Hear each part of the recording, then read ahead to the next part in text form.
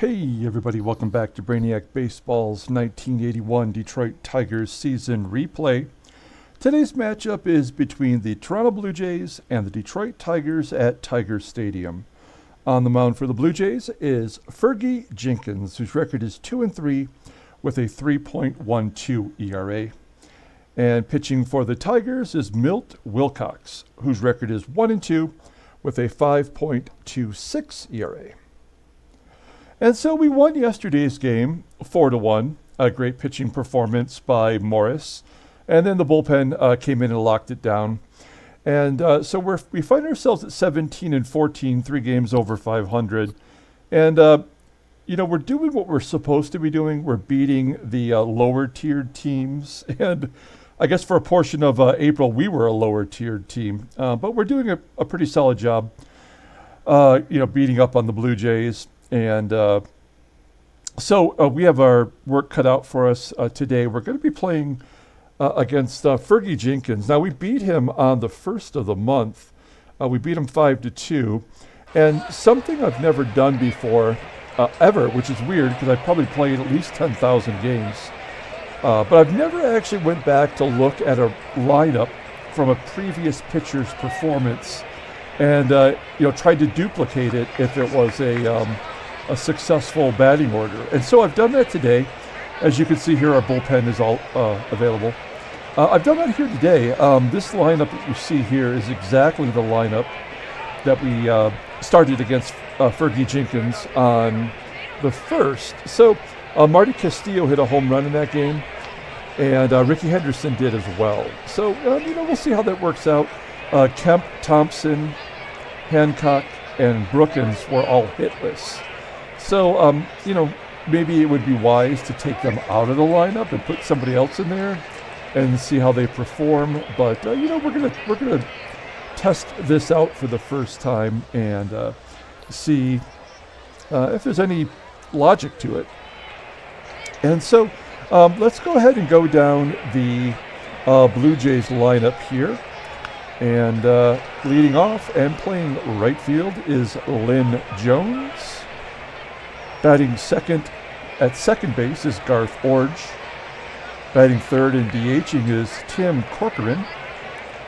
Batting cleanup and at first base is Willie Upshaw. Batting fifth and at third base is Roy Howell. Batting sixth at shortstop is Steve Davis. Batting seventh and in left field is Steve Braun. Batting eighth and catching is Bob Davis. And batting ninth in center field is Rick Buscetti. And on the mound for the Tigers is Milt Wilcox. Probably appropriate that he's pitching today, as the pitcher for the Baltimore Orioles last night, John Means, just missed throwing a perfect game. A wild pitch on a third strike allowed a base runner to get to first, and that broke up his perfect game. But he did throw a no-hitter. And anyway, the point of that is Milt Wilcox very famously almost threw a perfect game in 1983. It came down to 2 outs in the ninth, and Tony La Russa, the manager of the White Sox then and now, in fact, sent a pitch hitter, Jerry Hairston Sr., and on the very first pitch that he saw from Wilcox, he laced the base hit. It was a no-doubt base hit. It wasn't a cheap one. And that broke up the perfect game and the no-hitter. The next pitch that Wilcox threw, which was to Rudy Law, Rudy Law hit a ground ball, and that ended the game. So that's literally how close he came. And even if he would have had a no-hitter out of it somehow, it would have been the first no-hitter since 1958 for Detroit. The last one at that point was from Jim Bunning. So just some interesting stuff there on Milt as we take a look here. He did throw a shutout in his last performance, went through a complete game shutout against Oakland, 8 hits and 2 walks. He looked really good in that game. He brought his ERA down from 8.10 to 5.26, so pretty damn good.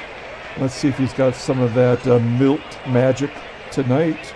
If you take a look over here, you see Steve Braun is making his season debut. We don't have a title card for Upshaw for Braun.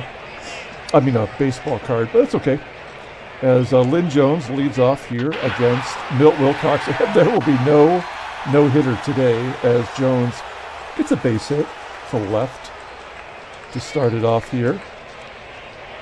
It's going to bring up Garth Orge, and Orge pops it up on the infield, and Whitaker should make the play. He does. So one down for Tim Corcoran, and look at the middle of the lineup here, 152, 167. So they are lacking when it comes to the middle of the lineup, but Tim Corcoran gets a base hit just past Jason Thompson at first, and it's first and third with only one out. Willie Upshaw is up next, and he hits a lazy fly ball to right, not deep enough to score Jones. So that's going to leave it up to Roy Howell to get the Blue Jays on the board. And Wilcox strikes him out to escape the rally. And we go to the bottom of the first. No score. Here is the lineup. I've already pretty much given you the rundown as we discussed it earlier, but Ricky Henderson is batting leadoff and playing center field. I know some of you enjoy looking at the statistics so far through the season. Here's batting number 2 is Alan Trammell at shortstop. Batting third and DHing is Kirk Gibson. Batting cleanup in left field is Steve Kemp. Batting fifth and at first base is Jason Thompson. Batting sixth and catching is Marty Castillo. Batting seventh and in right field is Gary Hancock. Batting eighth and at third base is Tommy Brookins. And batting ninth at second base is Sweet Lou Whitaker. And we just saw Fergie earlier this week. He was not Fergalicious.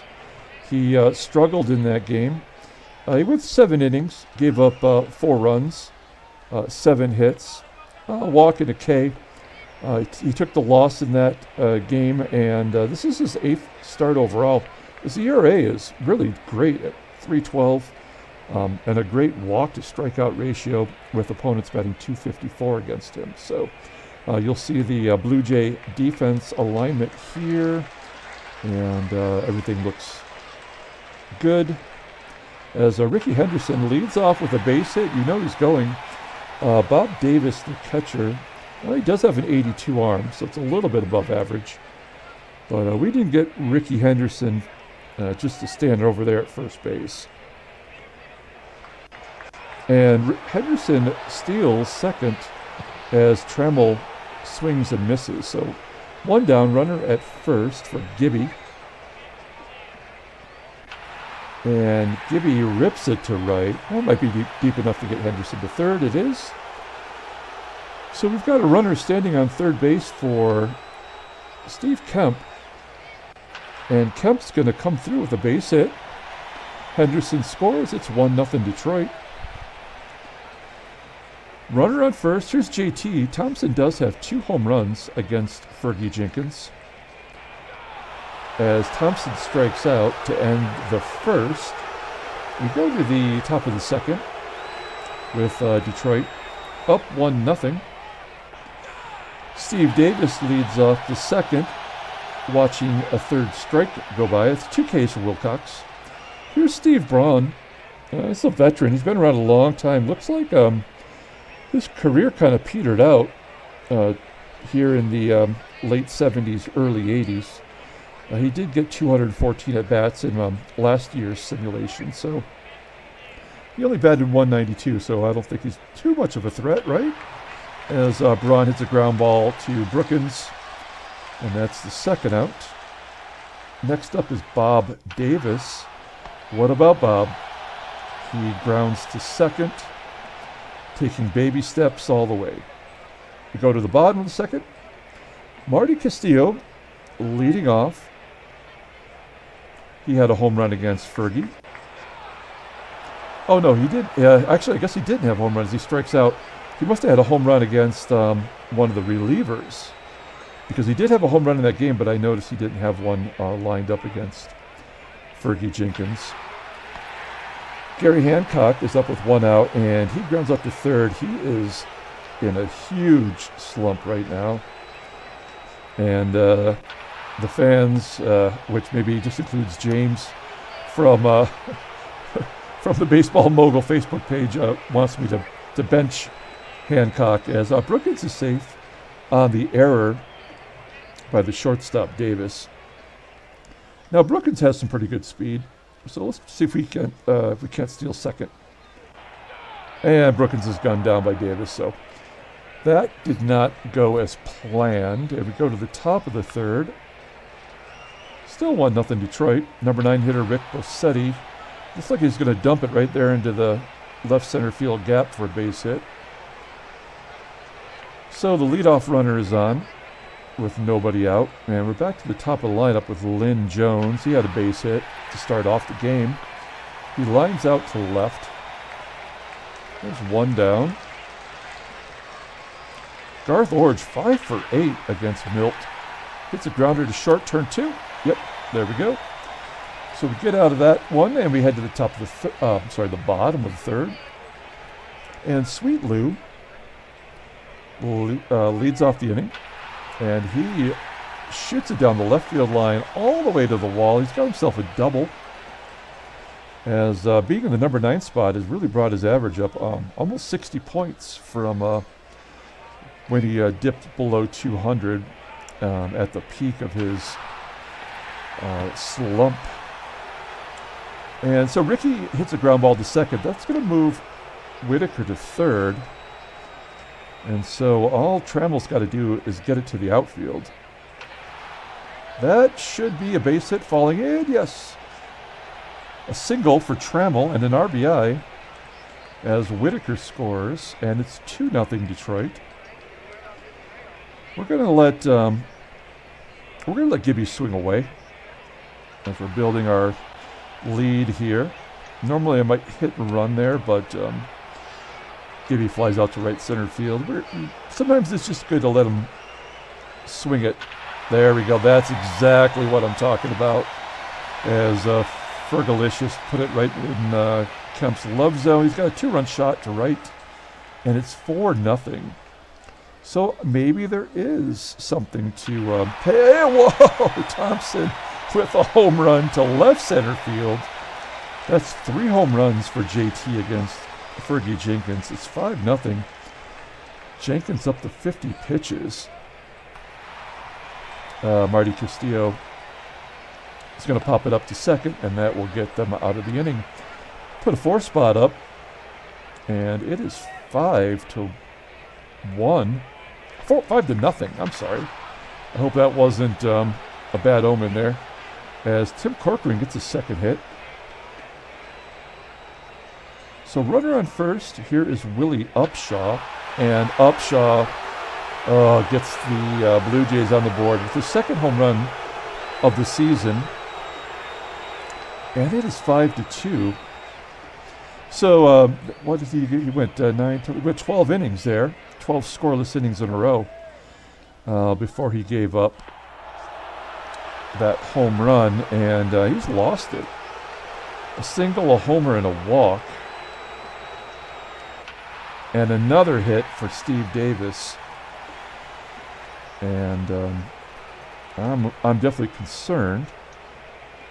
So first and second, nobody out for Steve Braun, and Braun is going to hit a ground ball to short. Oh, they go to third, oddly enough, get the lead runner instead of just taking the double play. So I'm not sure about that strategy.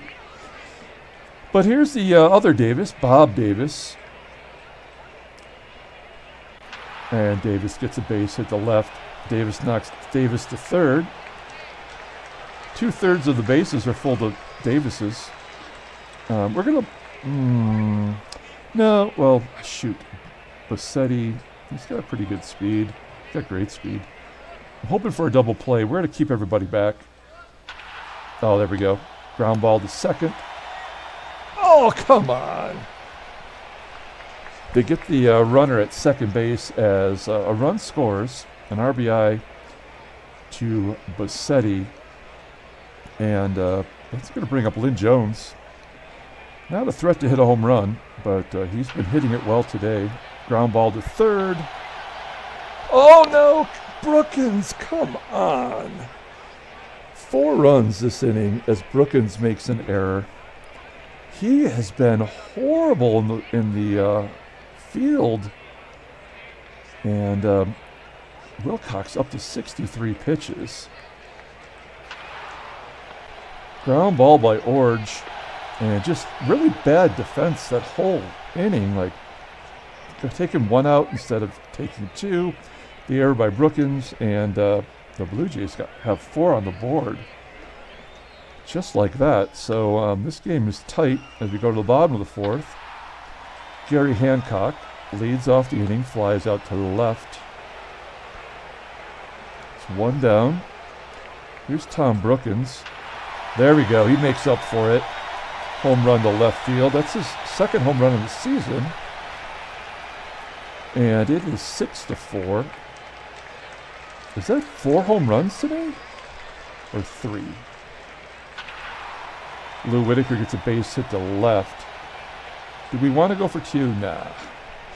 I guess it's only 3, right? Kemp, Thompson, and Tommy. So runner on first. Ricky Henderson, 6 for 16 with a home run against Fergie. Some swing away. Oh no, ground ball to short. And the only play was to first. So Henderson out at first base, 2 down for Trammell. He's got himself an RBI already today.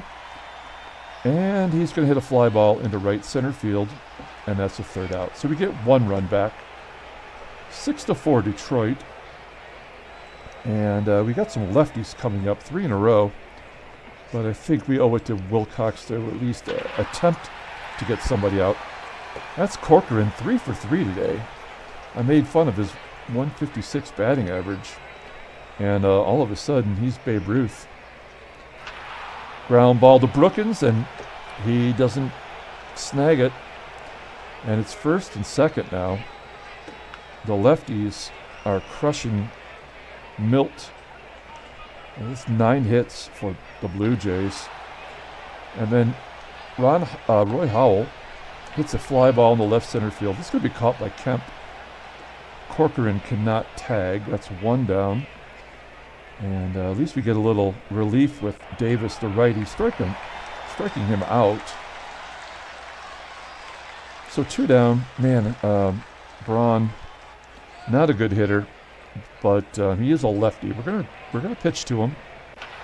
Ground ball right to Trammell, and that's the 3rd out.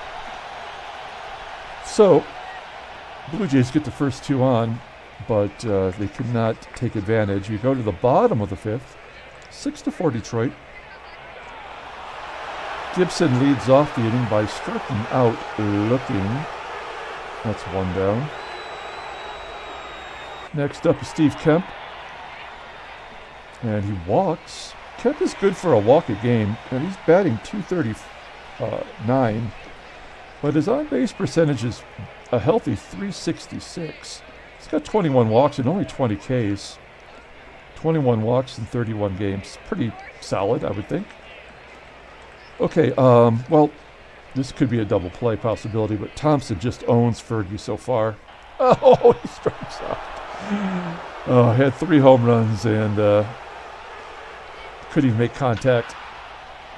And Castillo flies out to center field. So we're through 5. We go to the top of the 6th. And we're going to flip it over to the in-game stats. This is a tough call for player of the game here at this point. Whitaker's 2 for 2, but there's 3 home runs. Oh, Kemp is 2 for 2 with a home run and a walk. So it's clearly him. And now we're going to take 1 by 1 here with Wilcox. Bob Davis leading off. Ground ball to second. There's 1 out. Next up is Rick Buscetti. Buscetti 1 for 2 and an RBI. Ground ball to Brookins. Hey, what do you know? There's one that he can handle. So 2 down. Lynn Jones. He's going to hit a fly ball to right field. Wilcox is tired at 101 pitches. And that's good timing because I think that might be his last batter. We might let him pitch to Orge and then bring in a lefty. We'll see. So we go to the bottom of the 6th. Gary Hancock leading off, only batting .213 versus righties. 0 for 2 on the day. And he hits a high fly ball to right field. 332 feet. But not as far as it was high.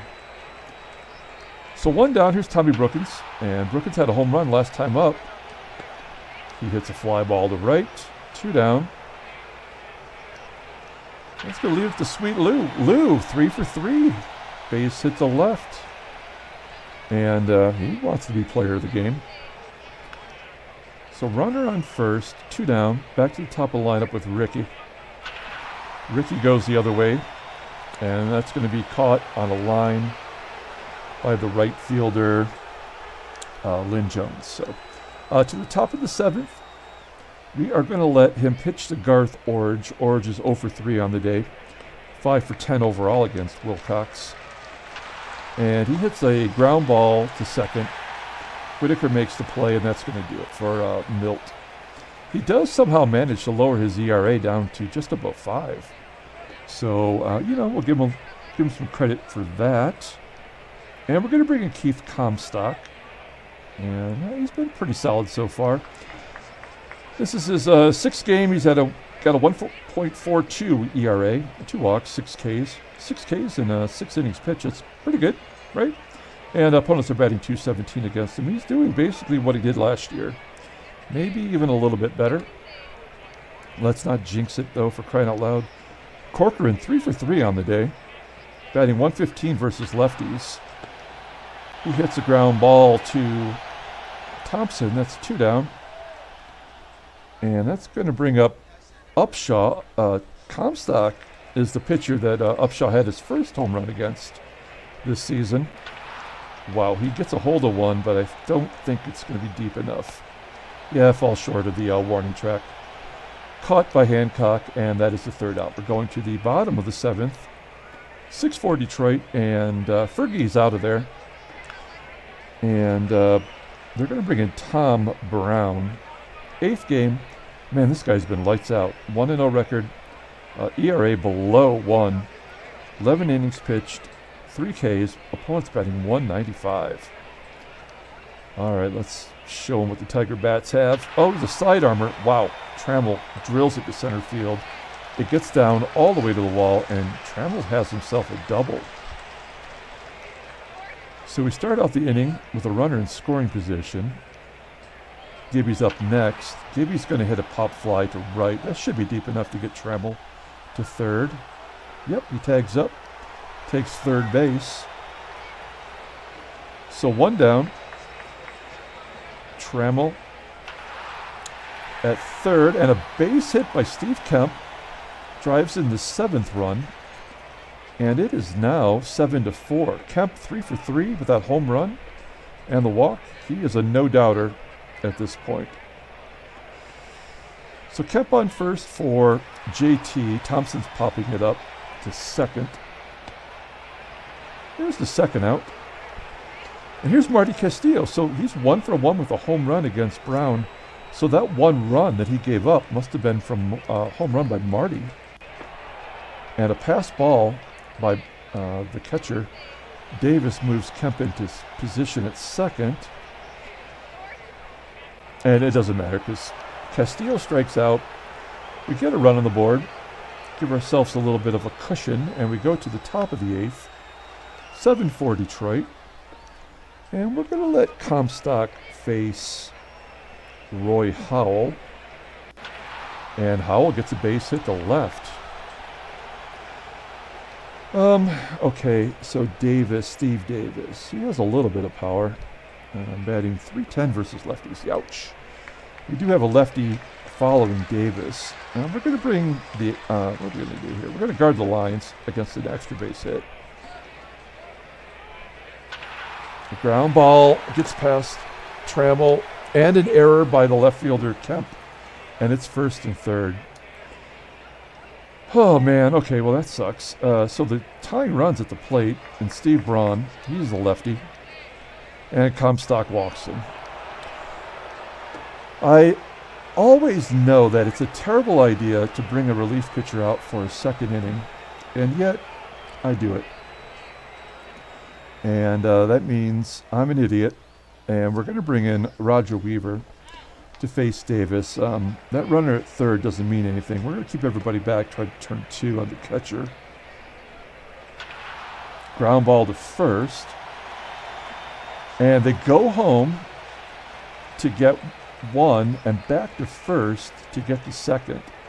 So a 3-2-3 double play, heads up by JT, and a chance for the Tigers to get out of this with the number 9 hitter up, Rick Buscetti. He's got an RBI today, and he hits it right back to Weaver, and the Tigers are out of that inning. That was close. So a great job by Weaver. We go to the bottom of the 8th. And Gary Hancock leading off. He's going to take another 0 for today. He's 0 for 4. And I don't really know what to do. He was our MVP last season as Brookins flies out to center. So I feel like he maybe can work himself out of this as Whitaker strikes out. It's a quick 1-2-3 inning. And we go to the 9th. It is 7-4. And here it is again. I mean, Weaver should be able to pitch to these two righties. I'm going to do it, even though I know I shouldn't. Yeah, there's a walk, right? And Garth Orge walks. Oh, you know, it's worse. He hits a home run. Sorry, as my phone goes off here. Oh, shoot. That's one I need to take. But I have to turn it away for right now, as I need to focus. Double by Orge. It knocks in a run. It is 7-5. And, you know, there you go. I mean, you just shouldn't do that. We're going to bring in Capizella, who's our closer. The run at second doesn't mean anything, as Tim Corcoran steps in. Ground ball right back to Cappy. There's one down. Next up is Willie Upshaw. Oh no, base hit to right. And that's going to put the tying run on base for Roy Howell. Let's turn two here, guys, end this game. Ground ball right to Thompson. He knows what to do with it. Yes. So Capizella comes in, shuts down the Blue Jays, and the Tigers win by 1, 7-6. It should not have been that close. But I guess it's poor managing by me, and no trade offers. We'll take a look at the standings. We jumped up a little bit more. We're only 1.5 back, as Baltimore is in a little bit of a tailspin after getting off to that great start. They are on a 4-game losing streak. And let's take a look at transactions. Somebody retired. Butch Alberts. Who? Well, he's got a face. And he did play last year for Atlanta. Former Blue Jay. Never heard of him. Not going to miss you. Let's pull up the box score and we'll get out of here. Thanks for watching, everybody. Like and subscribe if you enjoyed this content. And it's a no-doubter. It is absolutely... Oh, that's the wrong box score. I had pulled up yesterday. I'm like, how did Steve Kemp get taken over? So, yeah, 3 for 3. He had that home run, a walk, 4 ribbies. I mean, that's a no-doubt. Wilcox pitches just well enough to get a win. He's 2-2. And Cappy gets his 3rd save on the season. Fergie Jenkins takes the loss. He is 2-4 on the year. So that's going to do it for this game. We'll be back tomorrow with the 3rd and final game of the series. We will see you then. Have a good night.